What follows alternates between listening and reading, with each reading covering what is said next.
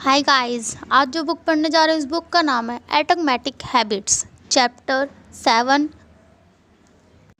आत्मनियंत्रण का राज। अमेरिका में कनेक्टिकट के संसाधक रॉबर्ट स्टिल और इलिनॉय संसाधक मॉर्गन मर्फी ने अमेरिका की जनता को 1971 में अपनी उस खोज से चौंका दिया जिसका संबंध वियतनाम में पिछले 16 वर्ष से चल रहे हैं युद्ध से था। वे सेना के पास दौरा करने के गए तो उन्होंने देखा कि 15% अमेरिकी सैनिक हेरोइन के आदी हो चुके थे। बाद ही खोज में पता चला कि 35% सैनिकों ने इसका प्रयास किया था कि 20% को इसकी लत लग चुकी थी। आरंभ में जितना सोचा समस्या उससे ज़्यादा गंभीर हो गई। इस खोज ने वाशिंगटन में उत्तेजनाजनक गतिविधियों को बढ़ा दिया। Special action office of drug abuse prevention का गठन तत्कालीन राष्ट्रपति निक्सन के अधीन किया गया था। इसमें घर वापस आने वाले सैनिकों का पुनर्वास कर उन्हें नशा करने से रोका जाता था। उनके अलावा उन पर नज़र भी रखी जाती थी। इस खोज में ली रॉबिन्स भी प्रभारी थे। एक निष्कर्ष ने लत की मान्य धारणाओं की पूरी तरह पलट कर रख दिया। उन्होंने देखा कि हेरोइन की लत की शिकार सैनिक जब घर वापस आए तो सिर्फ 5% ही एक वर्ष में फिर आज़ादी हुई और मात्र 12% 3 वर्ष में फिर पुरानी स्थिति में पहुँचे। दूसरे शब्दों में 10 में से करीब 9 ने रातों रात व्यायाम की इस खराब आदत को छोड़ दिया। इस निष्कर्ष ने पहले से चली आ रही इस मान्यता को समाप्त कर दिया कि हेरोइन का नशा स्थायी होता है और स्थिति बदलनी नहीं जा सकती। इसी के बजाय रॉबिन्स ने बताया कि हम लत को पूरी तरह छोड़ सकते हैं यदि माहौल में एकदम परिवर्तन कर दिया जाए। वियतनाम में सैनिक पूरे दिन उन संकेतों से घिरे रहते हैं जो हेरोइन के इस्तेमाल को बढ़ावा देते थे। इसे प्राप्त करना आसान था। वे लगातार लड़ाई के तनाव में थे और ऐसे में उनकी मित्रता उन सैनिकों से हो गई जो पहले से ही इन नशे को ले रहे थे और वे घर से हजारों मील दूर थे। एक बार सैनिक अमेरिका लौट रहा था तो वह खुद को उस वातावरण से अलग पाता था जहां वह आदत में लिप्त हो जाता था। जब संदर्भ में अंतर आया तो आदत सुधर गई। इस स्थिति की तुलना नशे की आदत किसी व्यक्ति के तरीके देखें। कोई घर में इसका आदी होता था तो कोई दोस्तों में। वे इससे दूर होने के लिए क्लिनिक में भी जाते थे जहां सारा वातावरण उन्हें आदत छोड़ने के लिए तैयार कर देता है। लेकिन जब लौटते हैं तो फिर पड़ोस के लोग उन्हें इस आदत के संकेत देते हैं और वे फिर उसमें उलझ जाते हैं। इसमें कोई आश्चर्य नहीं है कि आप आमतौर पर वियतनाम के पीड़ितों के अध्ययन के उलट की परिणाम देखते हैं। देखने में आया है कि नशे के 90% आदि ठीक होने के बाद भी फिर उसमें उलझ जाते हैं।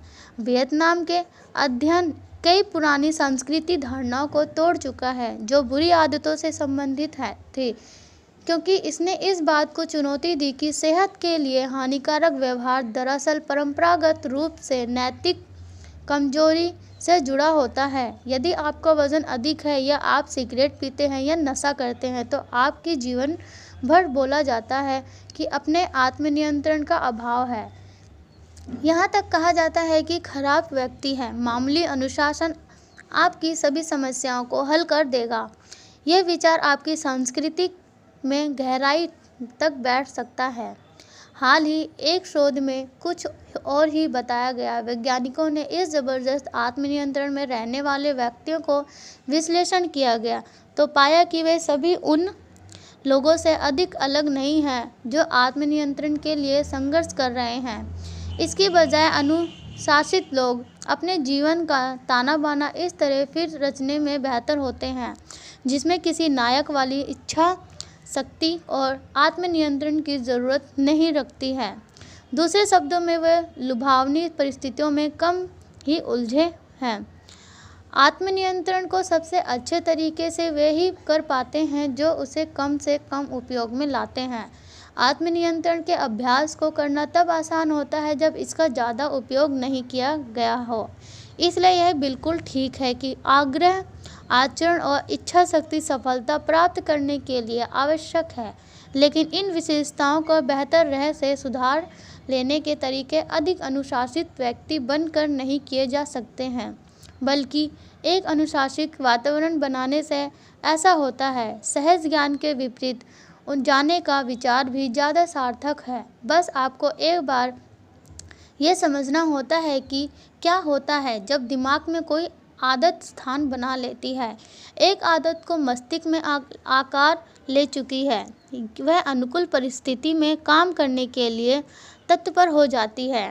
टेक्सास के ऑटिन की थेरेपिस्ट पेटी आल्वेन ने सिगरेट पीनी शुरू की। वह एक दोस्त के साथ घुड़सवारी करते हुए अक्सर सिगरेट सुलगा लेती थी। धीरे धीरे उन्होंने सिगरेट पीना छोड़ दिया और कई वर्ष तक नहीं पी। उन्होंने घुड़सवारी भी छोड़ दी। दशकों बाद वे फिर घोड़े पर बैठी तो उन्हें सिगरेट पीने की इच्छा इतनी दिनों में पहली बार हुई। उसके संकेत अभी भी भीतर मौजूद थे। उन्होंने लंबे समय से सिर्फ उनका सामना नहीं किया था। एक बार आदत आकार ले लेती है तो भी उसका वातावरण में संकेत फिर से मिलने लगती है तो उसने करीब तीव्र इच्छा होती है। ये भी एक कारण है कि व्यवहार बदलने की तकनीकी उल्टी पड़ जाती है।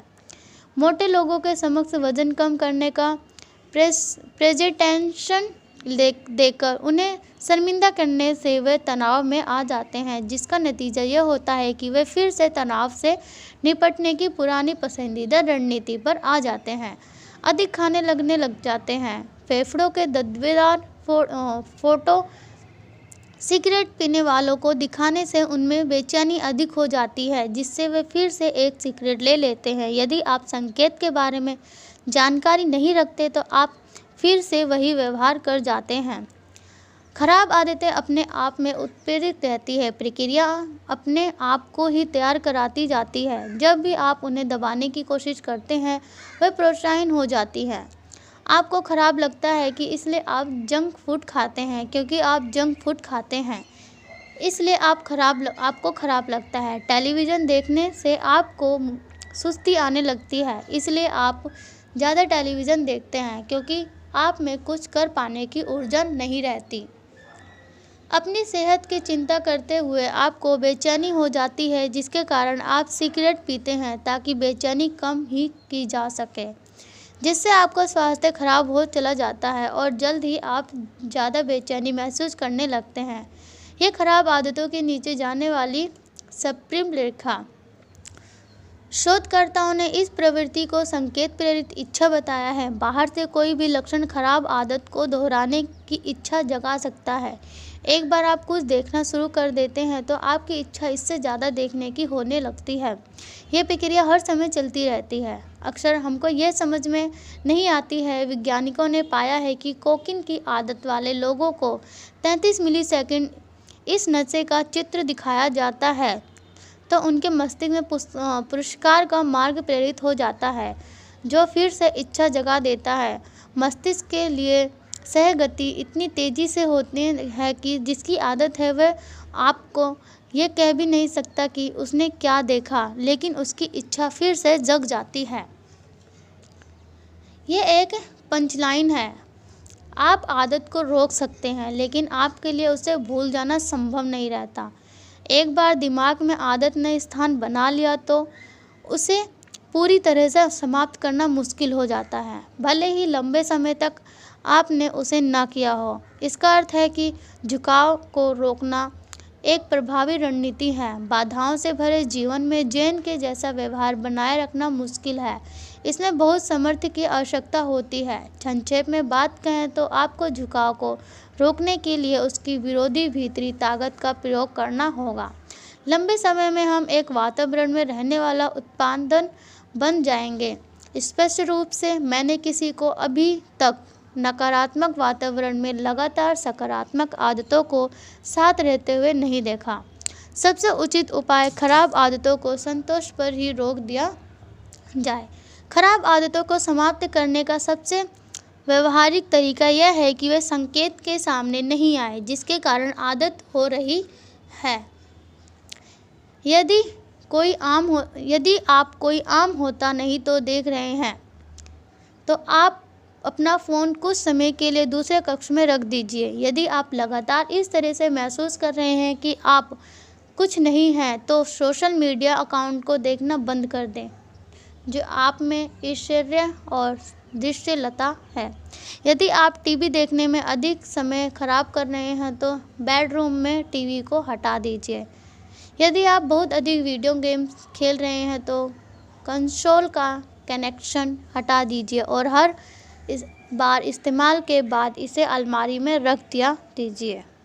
यह अभ्यास व्यवहार में बदलाव के पहले नियम के उलट के हैं। इससे स्पष्ट बनाने की बजाय आप इसे अदृश्य कर सकते हैं। मैं भी अक्सर चकित हो जाता हूँ कि ये सरल परिवर्तन कितने प्रभावी रहते हैं। इस संकेत को हटा दें और समुचित आदत खत्म हो जाएगी। आत्मनियंत्रण दीर्घावधि नहीं, अल्पावधिक रणनीति है। आप अपने झुकाव या आकर्षण को 1 या 2 बार रोक सकते हैं, लेकिन बार-बार इच्छा शक्ति इच्छा पर हावी नहीं हो सकते। जब भी सही चीज़ करना चाहें तो इच्छा शक्ति को नए सिरे से बुनने की बजाय आपको ऊर्जा अपने वातावरण को सुधारने में लगाएं। यह आत्मनियंत्रण का राज है। अपनी इच्छा आदतों के संकेतों को स्पष्ट रखें और खराब आदतों के संकेतों को अदृश्य ही रखें। अध्याय का सार। व्यवहार में बदलाव के पहले नियम के विपरीत नियम है इसे अदृश्य बनाएं। एक बार आदत बन जाती है तो उसे भूल पाना मुश्किल हो जाता है। जिन लोगों के पास अधिक आत्मनियंत्रण रहता है वे झुकाव का आकर्षण वाली स्थितियों में कम की समय लगाते हैं। झुकाव या आकर्षण को रोकने की बजाय उसकी अनदेखी करना ज़्यादा सरल है। खराब आदत को समाप्त करने का सबसे व्यवहारिक तरीका उस संकेत के समक्ष जाना कम करना जो उस आदत का कारण हो। आत्मनियंत्रण अल्पावधि रणनीति है, दीर्घावधि नहीं। अच्छी आदत कैसे बना सकते हैं? पहला नियम, इसे स्पष्ट बनाएं। आदत का स्कोर कार्ड भरें। अपनी वर्तमान आदतों को लिखें ताकि आप उसके प्रति सचेत रहें। दूसरा, क्रियान्वयन की मंशा का उपयोग करें। मेरा व्यवहार उस समय और स्थान पर यह होगा। तीसरा, आदतों का क्रम बनाएं। वर्तमान आदत के बाद मैं नई आदत बनाऊंगा। चौथा, अपना वातावरण बनाएं। आदतों के संकेत बनाएं जो स्पष्ट और दृष्टिगोचर हो। खराब आदत को किस तरह रोकें? पहला, इसकी ओर ध्यान कम दें। अपने वातावरण से खराब आदतों के संकेतों को हटा दें।